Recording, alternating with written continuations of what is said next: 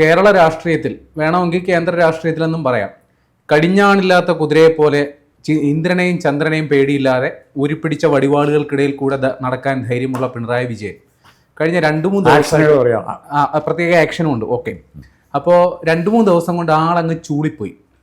അപ്പോൾ പിണറായി വിജയനെ വേണമെങ്കിൽ നിലയ്ക്ക് നിർത്താമെന്ന് തെളിയിച്ചു CPI. പക്ഷെ പറഞ്ഞു വരുമ്പോൾ രണ്ടുപേരും തമ്മിലുള്ള ആശയ സംഘർഷം ഒടുവിൽ എല്ലാം പറഞ്ഞ് കോംപ്ലിമെന്റ്സ് ആക്കിയെങ്കിലും ഇപ്പോൾ പെട്ട് നിൽക്കുകയാണ്. കാര്യം ഈ SSK ഫണ്ട് പ്രകാരം ഏതാണ്ട് 926 കോടി കിട്ടാനുള്ളതിൽ ആദ്യ ഗഡുവായ 300 കോടി കിട്ടും കിട്ടില്ല എന്ന വട്ടത്തിൽ ഇരിക്കുമ്പോഴാണ് ഈ പോയി ഒപ്പിട്ടത്. ഇപ്പൊ പറയുകയാണ്, ഇപ്പൊ കേന്ദ്ര സർക്കാരിനെ ആ കരാറിൽ നിന്ന് പിൻവാങ്ങാനുള്ള അവകാശമുള്ളൂ, കേരളത്തിന് പിൻവാങ്ങാൻ പറ്റില്ല, വേണമെങ്കിൽ അത് കുറച്ച് നാളത്തേക്ക് തടഞ്ഞു വെക്കാം.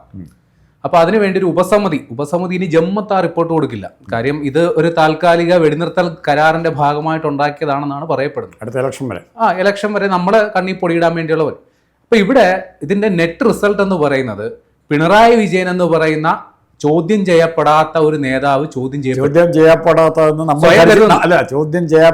നമ്മൾ ധരിച്ചിരുന്നു. അതെ, സ്വയം കരുതുന്നു അങ്ങനെ ഒരു നേതാവ് ചോദ്യം ചെയ്യപ്പെട്ടു. സമൂഹ മധ്യത്തിൽ ആ നേതാവിന്റെ ക്രെഡിബിലിറ്റി ഒരു പരിധിവരെ ഇല്ലാണ്ടായി. കാര്യം സംഘപരിവാർ രാഷ്ട്രീയത്തോട് സന്ധി ചെയ്യുന്നയാളാണ് പിണറായി എന്നൊരു പ്രതീതി ഇവിടെ ഉണ്ടായിക്കഴിഞ്ഞു.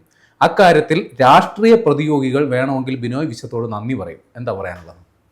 ബിനോയ് വിശ്വത്തിനോട് പല കാര്യങ്ങൾ നന്ദി പറയണം. ഒന്ന്, താങ്കൾ പറഞ്ഞ രാഷ്ട്രീയ വിഷയത്തിന് നന്ദി പറയണം. ഒരു ഇഷ്യൂവിൻ്റെ പേരിൽ തർക്കമുണ്ടായി, അത് ശരിയായ നമ്മൾ മലയാളികൾ വിശ്വസിക്കുന്ന ഒരു ഇഷ്യൂ, ആ ശരിയുടെ ഭാഗത്തേക്ക് CPM-നെയും പിണറായി വിജയനെയും കൊണ്ടുവരാൻ സാധിച്ചു എന്നുള്ളത് ചെറിയ കാര്യമല്ല. എന്നാൽ മുന്നണിക്ക് കാര്യമായ കോട്ടം പറ്റുന്നുമില്ല. അതുപോലെ തന്നെ ബിനോയ് വിശ്വത്തോട് നന്ദി പറയേണ്ട വേറൊരു കാര്യം, അംഗൻവാടി ഇപ്പോഴാണെങ്കിലും 10-100 രൂപയാണെങ്കിലും കൂട്ടിക്കൊടുക്കാൻ പിണറായി വിജയൻ തീരുമാനിച്ചു. ആ തീരുമാനത്തിൻ്റെ പിന്നിൽ CPIയുടെ ഇമേജിനെ മറികടക്കാനുള്ള പിണറായി വിജയൻ്റെ ഒരു പ്രധാന മോഹം വേണം പറയാം. എന്നാൽ പോലും ആ കെയർ ഓഫിലാണെങ്കിൽ പോലും അംഗൻവാടി ആശാവർക്കർമാർ ഇവർക്കൊക്കെ നക്കാപ്പിച്ച വീതാണെങ്കിലും കൂട്ടിക്കൊടുക്കാൻ ആര് തയ്യാറായി? സർക്കാർ. ഈ ഇഷ്യൂ ഉണ്ടായില്ലെങ്കിൽ ചിലപ്പോൾ അത് ഇപ്പോഴെങ്കിലും പരിഗണിക്കില്ല.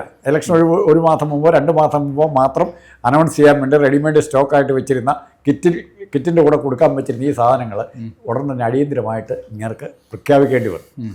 ഇപ്പോൾ പ്രഖ്യാപിച്ച് എന്നാ കൊടുക്കുന്നതെന്ന് പറയുന്നില്ല, ഡേറ്റ് പറയുന്നില്ല. അപ്പോൾ അതിന് ആരോടെ നന്ദി പറയണം? അതിനും CPIയോട് നന്ദി പറയണം. ഇപ്പോൾ PM ശ്രീ പദ്ധതിയിൽ ഒപ്പിട്ടാൽ എന്തെങ്കിലും സംഭവിക്കില്ല എന്നുള്ളതിനെക്കുറിച്ച് ഇപ്പോൾ എല്ലാവർക്കും സംശയമായി. ഒപ്പിട്ടില്ലെങ്കിലും കുഴപ്പമില്ല. പിന്നെ രണ്ടാമത്, പിണറായി വിജയൻ സ്വയം കോൺട്രഡിക്റ്റ് ചെയ്യുന്നത്, താങ്കളുടെ അഭിപ്രായത്തിൽ ആ കോൺട്രഡിക്ഷൻ വന്നു. കോൺട്രഡിക്റ്റ് ചെയ്യുന്നത് PM ശ്രീ പദ്ധതിയിൽ ഒപ്പിടാൻ നമ്മൾ സമ്മതിച്ചു കഴിഞ്ഞാൽ ഉടനെ 10 കോടി കാശ് കിട്ടുമെന്ന് പറഞ്ഞു. ഒരു കാര്യം, ഈ കോടിക്കാശ് കിട്ടാതെ ഇത്രയും പെൻഷനുകളൊക്കെ എങ്ങനെയാണ് ഇയാൾ പ്രഖ്യാപിച്ചത്? ഇവിടെ ഏത് കാശ് എടുത്തിട്ടാണ് പ്രഖ്യാപിച്ചത്? ഒരു വർഷത്തൂടെ കോടി കാശ് കിട്ടിയാലേ നമ്മൾ മുമ്പോട്ട് പോകുള്ളൂ എന്ന് പറയുകയും അത്ര ദാരിദ്ര്യം എന്ന് പറയുകയും ചെയ്യും. മറുവശത്ത് കോടാനുകോടി രൂപ മാസം തോറും ചിലവ് വരുന്ന പദ്ധതികൾ, പെൻഷൻ പദ്ധതികൾ ഉൾപ്പെടെയുള്ള വെൽഫെയർ മെഷേഴ്സ് അനൗൺസ് ചെയ്യുകയും ചെയ്യുന്ന പിണറായി വിജയനെ നമ്മൾ എങ്ങനെയാണ് കാണേണ്ടത്? ഒക്കെ കൊടുക്കുമോ? അപ്പോൾ അത് കൊടുക്കുമോ? അത് കൊടുക്കുമോ എന്നുള്ളതിനാണ്, അതിനാണൊരു ഏക കഥ. ആ കഥ ഞങ്ങൾ പറഞ്ഞ് ഞങ്ങൾ ഇവിടെ നിർത്താം. എന്താ കഥ? ഇവിടെ ചോദിച്ചില്ലേ, സലിംകുമാറാണ് ഇന്ദ്രനെ പഴയൊരു സിനിമയെ കണ്ടതാണ്, ബൈബിളോ മറ്റോ കോട്ട് ചെയ്ത് പറയുന്നതാണ്. ഒരു പുരോഹിതൻ ചോദിക്കുന്നു, ഒരു സ്വല്പം സമ്പന്നനായ മനുഷ്യനോട് ചോദിക്കുകയാണ്, തൻ്റെ അയൽവക്കത്ത് ചെറിയാച്ചൻ താമസിക്കുന്നില്ലേ? ചെറിയാച്ചൻ എന്ന് പറഞ്ഞാൽ ആലപ്പുഴയല്ല, മനസ്സിലായി, പഴയ ചെറിയാച്ചൻ താമസിക്കുന്നില്ല, അയാൾ വലിയ ദാരിദ്ര്യമാണ് നമ്മൾ പറയുന്നത്. തനിക്ക് 2 വീടില്ലേ, ഒരു വീട് അയാൾക്ക് കൊടുക്കാൻ മേലെ, ഞാൻ കൊടുക്കാച്ചോ? അങ്ങനെ ഓരോ കാര്യങ്ങൾ ഇങ്ങനെ പറഞ്ഞു വരികയാണ്. 2 ആനയില്ലേ, ഒരെണ്ണം കൊടുക്കത്തില്ലേ? 2 കാറില്ലേ, ഒരെണ്ണം കൊടുക്കും, ഇതെല്ലാം കൊടുക്കാമെന്ന് പറയുകയാണ്. അവസാനം 2 പശുവില്ലേ, അതിലൊരു പശുവിനെ ചെറിയാച്ചനങ്ങ് കൊടുത്തേക്ക്, അയാൾ ഇത്തിരി പാലൊക്കെ കറന്ന് ജീവിച്ചോട്ടെ. പിന്നെ അത് കൊടുക്കുകയല്ലോ. കാരണം എന്നാ, എനിക്ക് പശുവുണ്ട്. പിണറായി വിജയൻ എല്ലാം കൊടുക്കാമെന്ന് പറയും, കൊടുക്കാൻ പറ്റുന്ന കാര്യമായിട്ടില്ല, അതുകൊണ്ട് കൊടുക്കുകയില്ല. ആ അച്ഛൻ്റെ മനസ്ഥിതിയാണ്. എന്ത് ചോദിച്ചാലും ജനങ്ങൾക്ക് കൊടുത്തേക്കാം, പെൻഷൻ കൊടുക്കാം, എന്ത് വേണേൽ കൊടുക്കാം, വിധവാ പെൻഷനോ ട്രാൻസ്ജെൻഡർ പെൻഷനോ, എന്തെല്ലാം പുതിയ സ്കീമാണ് പിണറായി വിജയൻ്റെ തലയിൽ നിന്ന് ഇങ്ങനെ ഒഴിച്ചു വരുന്നത്, ഇതെല്ലാം കൊടുക്കാം. പക്ഷേ കാശ് ഇവിടുന്നെന്ന് മാത്രം പറയും. ഇവിടെ ഒന്നുമില്ല എന്ന് പറയുന്നത്, ഇവിടുന്ന് ട്രഷറിയിൽ പൂച്ച പറ്റി കിടക്കാൻ ഒന്നുമില്ല എന്ന് പറയുന്ന ബാലഗോപാലിനും പിണറായി കൂടി ഇവിടുന്ന് പൈസ ഉണ്ടാകും.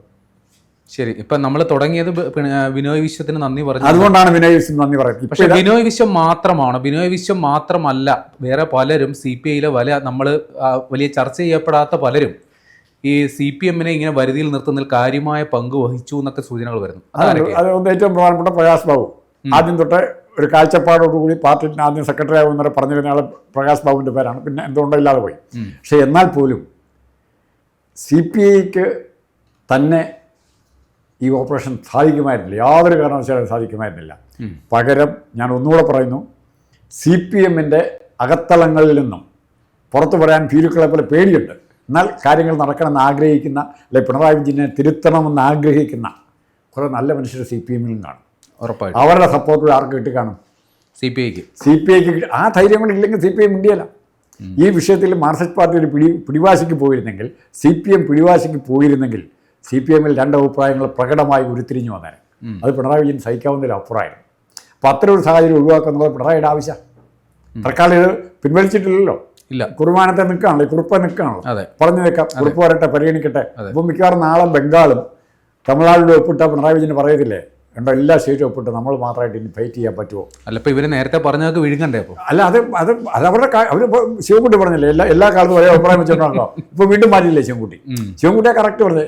ഇന്ന് പറയുന്ന അഭിപ്രായം നാളെ പറയണം നിർബന്ധമില്ലെന്നേ. നാളെ വേറെ പുതിയ ശരി മനസ്സിലാക്കുമ്പോൾ അതിലേക്ക് മാറാം. ഇപ്പോൾ ശിവൻകുട്ടി നാളെ പറയും, ഇപ്പോൾ പിന്നെ പ്രധാനമന്ത്രി പ്രൈം മിനിസ്റ്റർ ശ്രീ നടപ്പാക്കണ്ട എന്നുള്ളതാണ് ഇപ്പോൾ എൻ്റെ ബോധ്യം. ഇന്നലത്തെ ബോധ്യം അങ്ങനെ അല്ലായിരുന്നു. അത് പറയുന്നതിന് ഒരു മടിയില്ലല്ലോ. വേണമെങ്കിൽ അഭിപ്രായം ഇരുമ്പുലൊക്കെ അല്ലെന്ന് പറയാം. ഇതിൽ ഏതെങ്കിലും ഒരു മന്ത്രി പരസ്യമായിട്ട് സപ്പോർട്ട് ചെയ്യാൻ വന്നിട്ടുണ്ട്? ഇല്ല. അവസാന സ്റ്റേജിൽ പിണറായി വിജയൻ സ്റ്റേൺ ആണെന്ന് മനസ്സിലായപ്പോൾ 1-2 മന്ത്രിമാരൊക്കെ കയറി പറഞ്ഞു. സജി ചെറിയാൻ, അതാ ചെറിയാച്ചൻ, സജി ചെറിയാൻ എന്ന് പറഞ്ഞു. അതാണ് ഇപ്പോഴത്തെ നില. അതുകൊണ്ട് ബിനോയ് വിശ്വം അല്ലെ CPI എടുത്ത നിലപാട് PMCയുടെ കാര്യത്തിൽ കേരളത്തിൽ നാളെ കോൺഗ്രസും ലീഗും ഭരിക്കുമ്പോഴും, അല്ലെ കോൺഗ്രസും ലീഗും കേരള കോൺഗ്രസും ചേർന്ന് ഭരിക്കുമ്പോഴും, കേരള കോൺഗ്രസും ലീഗും കോൺഗ്രസും CPIയും കൂടെ ചേർന്ന് ഭരിക്കുമ്പോഴും തെറ്റിൻ്റെ വഴിയിലേക്ക് പോകുമ്പോൾ ശരി, ഇതൊക്കെ നമ്മൾ അംഗീകരിക്കുന്നു. പക്ഷേ താഴെ തട്ടിലുള്ള സാധാരണ പ്രവർത്തകർ മുതൽ ഈ രാഷ്ട്രീയത്തെ പൊതുവെ നിരീക്ഷിക്കുന്നവർ വരെ വലിയ സംശയത്തോടെ ഇതിനെ കാണുകയും വിലയിരുത്തുകയും ചെയ്തിട്ടുണ്ട്. അവരോട് വിശദീകരിക്കേണ്ട ബാധ്യതയില്ലേ പാർട്ടിക്കും സർക്കാരിനും? അവരോട് എന്ത് പറഞ്ഞിനി ബോധ്യപ്പെടുത്തും? നാളെ പുതിയ ബോധ്യങ്ങൾ പറയാം. ഇന്നത്തെ ബോധ്യമല്ല ഇന്നത്തെ ബോധ്യം. അത് പറഞ്ഞതിന് അവർക്കൊരു എളുപ്പമില്ലല്ലോ. അങ്ങനെയാണെങ്കിൽ CPMനെ നമ്പാൻ കൊള്ളില്ലല്ലോ. അത് ഉറപ്പല്ലേ? അത് അങ്ങനെ കൊള്ളുമെന്നാണോ വിചാരിച്ചിരുന്നത്? അത് അങ്ങനെ കൊള്ളുമെന്ന് താങ്കൾ വിചാരിച്ചിട്ടുണ്ടോ? അത് താങ്കൾ മാത്രം അങ്ങനെ വിചാരിച്ചിട്ടുണ്ടാവും. വേറെ ആരും വിചാരിക്കില്ല. റിയാസ് പോലും വിചാരിക്കില്ല. റിയാസിന് എന്താ ഇതിൽ കാര്യം? അല്ല, റിയാസിന് കാര്യമുണ്ട്. മന്ത്രിയല്ലേ, പ്രധാനപ്പെട്ട വകുപ്പ് ഭരിക്കുന്ന ആളല്ലേ പുള്ളി. ഇതിമ്പോ PM ശ്രീയുടെ റീൽസ് ഒന്നും ഇറക്കിയിട്ടില്ല. അത് അതിന്റെ അപകടം പുള്ളിക്ക് അറിയായിരുന്നു. അല്ലെ, ഇളമറക്കരയും പറഞ്ഞു. അല്ല, ഇത് നമ്മൾ ഈ രാഷ്ട്രീയം അതിൽ വിടുക. കേന്ദ്ര സർക്കാർ ഈ സ്കൂളുകളുടെ ഉന്നമനം ലക്ഷ്യമാക്കി കേന്ദ്ര ഫണ്ട് തരികയാണ്. അതിന്റെ പൊളിറ്റിക്സ് എന്തും ആയിക്കോട്ടെ. കേരളം പോലെ ഒരു ഉപഭോക്തൃ സംസ്ഥാനം, സാമ്പത്തികമായി പരാധീനതകളുള്ളൊരു സംസ്ഥാനം, വെറും രാഷ്ട്രീയ കാരണങ്ങൾ മാത്രം നിർത്തി, അതിപ്പോൾ എന്തും ആകാം, അതിന്റെ പരിണത ഫലം നമ്മളത് വിടുക. പക്ഷേ സ്കൂളുകളുടെ അടിസ്ഥാന സൗകര്യ വികസനം, വിദ്യാഭ്യാസ നിലവാര വർധന തുടങ്ങിയ കാര്യങ്ങൾ മുന്നോട്ട് വെക്കുന്ന ഒരു പദ്ധതി വേണ്ടെന്ന് വെക്കുമ്പോൾ അത് ബുദ്ധിയാണോ? അത് വേണ്ടെന്ന് വെക്കുക എന്നുള്ള ബുദ്ധിയല്ല. പക്ഷേ ഒരു കാര്യമുണ്ട്, ഇത്തരം പദ്ധതികൾ നടപ്പാക്കുമ്പോൾ ഇതിൻ്റെ ഔട്ട്ലൈനെങ്കിലും, ഇപ്പോൾ സിലബസ് മാറ്റാൻ പോകുന്നു എന്ന് പറയുന്നു, അല്ലെ ശാസ്ത്രീയ വിഷയങ്ങൾ കൂടുതൽ പഠിപ്പിക്കാൻ പോകുന്നു, അല്ലെ ഇന്ത്യയുടെ ഏൻഷ്യൻ ശാസ്ത്രം പഠിപ്പിക്കാൻ പോകുന്നു പറയുമ്പോൾ അത് ഏതൊക്കെ രീതിയിലാണ് ഇത് മാറ്റാൻ പോകുന്നത്? അല്ല, അവിടെ ഒരു ചോദ്യമുണ്ട്. മറ്റ് സ്റ്റേറ്റുകൾക്കില്ലാത്ത എന്ത് പ്രത്യേകതയാണ് കേരളത്തിന്? അല്ല, മറ്റ് സ്റ്റേറ്റുകൾക്കില്ലാത്ത പ്രത്യേകത കേരളത്തിൻ്റെ ഏറ്റവും കൂടുതൽ എഡ്യൂക്കേറ്റഡ് ആയിട്ടുള്ള പീപ്പിൾ, പുസ്തകം വായിക്കുന്ന ആൾക്കാരുള്ളതാണ്. നിങ്ങൾ ഏറ്റവും കൂടുതൽ തൊഴിലില്ലായ്മ ഉള്ളത്. അല്ല, അപ്പോൾ കേൾക്ക്, നിങ്ങൾ ഇവിടുന്ന് കേരളത്തിൽ നിന്ന് പുറത്തേക്ക് ഇറങ്ങിക്കഴിഞ്ഞാൽ ഏത് സ്റ്റേറ്റിൽ ചെന്നാലും എവിടെയെങ്കിലും മുക്കിന് വായനശാലകൾ വേണം. ഒന്ന് കാണിച്ചു തരാമോ? ഉത്തർപ്രദേശ് കാണില്ല. എന്തേ? അതിൻ്റെ ആവശ്യം അല്ല, നമ്മൾ പണ്ട് തൊട്ട്, പഴയ കാലം തൊട്ട് വായന മലയാളിയുടെ ഒരു പൊതു സ്വഭാവമായിരുന്നു. പത്രം എല്ലാ വീട്ടിലും മിക്കവാറും പത്രങ്ങൾ ഏറ്റവും കൂടുതൽ വരുത്തുന്ന, ഡെയിലി പേപ്പർ വരുത്തുന്ന ഒരു സ്ഥലം കേരള. മറ്റ് ടൗണിൽ, അർബൻ ഏരിയയിൽ മാത്രമേ ന്യൂസ് പേപ്പർ സർക്കുലേഷൻ കാര്യമായിട്ടുള്ളൂ. അങ്ങനെ കേരളത്തിൻ്റെ ബൗദ്ധികമായ വളർച്ചയുണ്ട് ഇതൊന്നും കൂടാതെ. അല്ലാതെ നമ്മളെ ആവശ്യമില്ലാത്ത ഒത്തിരി കാര്യങ്ങൾ പഴയ സിസ്റ്റം പഠിപ്പിച്ചിട്ടുണ്ട്. ഇപ്പം താങ്കൾ ഏതാ പഠിച്ചിരുന്നത്? പിന്നെ അർത്ഥാന്തരന്യാസത്തിൻ്റെ ലക്ഷണം അറിയാവോ? കറക്റ്ററയുടെ അറിയാവോ? വൃത്തങ്ങളറിയാവോ? ഇത് ഏതിന്റെ വൃത്തം? മഞ്ചരി വൃത്തം, അങ്ങനെ കുറെ വൃത്തങ്ങളൊക്കെ. അത് പറയുന്നത് ജീവിതത്തിൽ ഉപകാരം ഉണ്ടായിട്ടില്ല. നമ്മൾ ഇത്തരം കാര്യങ്ങൾ, ഒത്തിരി കാര്യങ്ങൾ പഠിച്ചിട്ടുണ്ട് ഇല്ലേ? ചെറിയ എംബോസിഷൊക്കെ ഇത് പഠിച്ചിട്ടുണ്ട്. ഇതൊക്കെ എപ്പോഴെങ്കിലും ജീവിതത്തിൽ ഇന്നെങ്കിലും ഒരു 10ാം ക്ലാസ് കഴിഞ്ഞാൽ പിന്നെ പരീക്ഷ എന്നുള്ള അർത്ഥത്തിനല്ലാതെ ഉപയോഗിക്കേണ്ടി വന്നിട്ടുണ്ടോ? പിള്ളേരോട് പറഞ്ഞു ഞാൻ പണ്ടൊക്കെ ഇങ്ങനെയായിരുന്നു പറഞ്ഞ് വലിയ വീരവാദം അല്ല ഞാൻ പറഞ്ഞത് ഇത് അത് ഉപയോഗിക്കേണ്ടി വന്നിട്ടുണ്ടോ? നമ്മുടെ കഴിഞ്ഞകാല വിദ്യാഭ്യാസം കഴിഞ്ഞകാലം വിദ്യാഭ്യാസം മേന്മയെന്ന് പറഞ്ഞത് പ്രയോജനപ്രദമായ പ്രാഗ്മാറ്റിക് അപ്രോച്ച് വിദ്യാഭ്യാസ രംഗത്ത് പണ്ടും ഉണ്ടായിട്ടില്ല. പക്ഷെ ഇത് ഇവരെന്താ തിരുത്താൻ പോകണമെന്ന് പറയണം. അതെ, ഇവർ അതിന് പകരം 16-ാം നൂറ്റാണ്ടിന് 15-ാം നൂറ്റാണ്ടിലേക്കാണ് പോകുന്നെങ്കിൽ നമുക്ക് ഒന്നും പറയാം. പുഷ്പക വിമാനത്തെ കുറിച്ചൊക്കെ ക്ലാസ് ഉണ്ടായിക്കോട്ടെ, അന്നുണ്ടായിരുന്നു നല്ലത്, ഇപ്പൊ ഉണ്ടാക്കി കാണിക്കട്ടെ. അതുപോലെ ചാണകത്തിന് എന്താ ഗുണമുണ്ട്, പശുവിന്റെ കൂനിന് എന്തോ ഉണ്ട്, ആ കൂനാൽ എന്തൊക്കെ ഇരിപ്പുണ്ടെന്നാ പറയാം, സൂര്യന് അതൊക്കെ കാണിക്കട്ടെ. അത് കാണിക്കുന്നതിന് അവരെ തടയണോ? അത്ര മാത്രമേ തൽക്കാലം PM ശ്രീ പദ്ധതിയെ പറ്റി പറയാനുള്ളൂ.